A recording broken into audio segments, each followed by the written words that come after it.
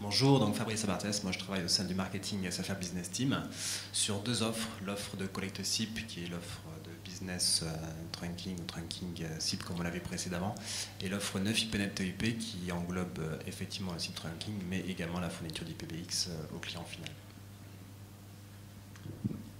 Olivier Tanet, je travaille également avec Fabrice dans les équipes marketing des SFR Business Team, donc au niveau des coms unifiés, et tout comme Fabrice dans les offres donc, de Collect SIP, avec ou sans le WAN, on pourrait y revenir, et les offres 9 IPNet TOIP dont vous avez tout à l'heure notifié le nom. Alors, il y a une question qui n'est pas là, c'est quel est le périmètre? Quels sont les IPBX que vous avez validés, vous tous? Donc côté SFR, on s'est effectivement doté d'un programme de certification qui s'appelle SIP Connect. Les objectifs de ce programme sont bien évidemment de s'assurer de l'interopérabilité entre les IPBX constructeurs et notre solution de Collect SIP. Mais avant tout, c'est d'installer une relation sur le long terme avec les partenaires constructeurs qui ont été retenus. Donc on a bien évidemment Astra, on a également Cisco, Alcatel et Avaya à ce jour. Et donc l'objectif c'est vraiment de s'installer dans la durée pour non pas assurer l'interopérabilité juste lors du moment du déploiement, mais bien accompagner nos clients dans leur vie de réseau sur leurs évolutions d'architecture, leurs évolutions logicielles. Donc ce programme de certification il a vocation à valider 2 releases majeures de chacun des 4 constructeurs par an, et donc de s'assurer que chacune des 4 fonctionne bien avec notre solution. Et autre point très important, comme l'a dit Lexia ce matin, dans les documentations, ce qui est très important, c'est que l'intégrateur qui va travailler donc, avec le client est une documentation qui lui indique comment est-ce qu'on implémente, en l'occurrence un trunk SIP SFR sur un environnement Astra ou autre. Donc ça c'est bien un document qui fait partie du processus de certification avec les constructeurs et donc que l'on demande à nos partenaires constructeurs de rédiger, de fournir aux intégrateurs. Comment vous tarifez vos offres? Donc, côté SFR, sur le modèle tarifaire, on facture la bande passante et la gestion de la qualité de service, donc la classe multimédia chez SFR, et des canaux, donc une capacité en nombre de communications simultanées en centrale sur le trunk, donc pas par site distant, mais en centrale.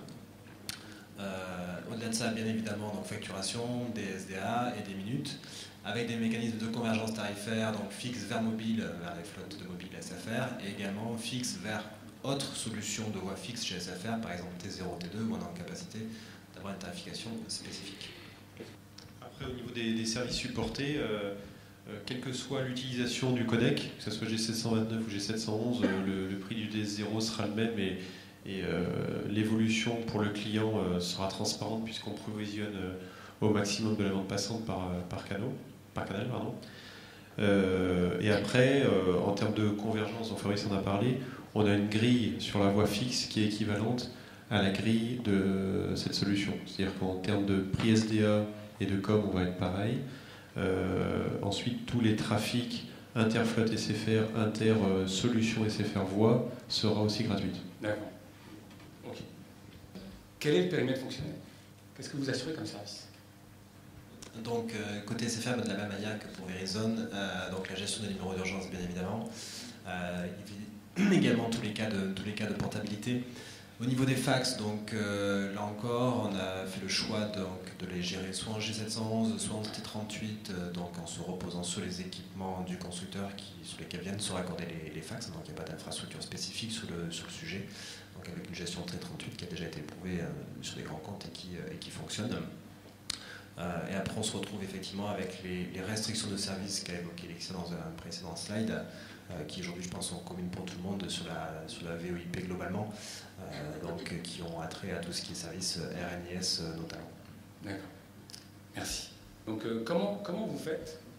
Est-ce que vous engagez lorsqu'il y a par exemple de l'interaction entre un IPPBX et un centre de contact, un IPPBX et un pont de conférence? Est-ce que ça doit être absolument certifié dans le cadre de votre certification? Ou alors, en gros, qu'est-ce que vous faites? Est-ce que vous dites non, on ne supporte pas? Comment ça se passe? Donc côté SFR, on en revient donc là au programme de certification SIP Connect. Donc dans ce programme, on a demandé à nos partenaires constructeurs de définir quelle était l'architecture de référence qu'ils souhaitaient voir validée avec nous sur notre solution. Donc cette architecture de référence, c'est d'être la plus représentative de vos environnements opérationnels. Donc elle n'a pas forcément vocation à être 100% exhaustive par rapport à 100% des applications que nos partenaires constructeurs sont à même de vous fournir, mais elle essaie en tout cas d'être la plus représentative possible.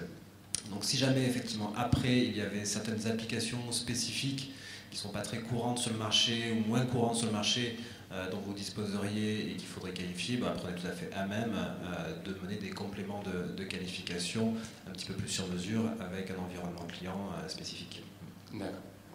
Donc dernière question, quelles sont les situations où vous conseillez à vos clients de passer à la collecte IP et enfin inversement, quelles sont les situations où vous leur dites bah, ça ne va rien vous apporter?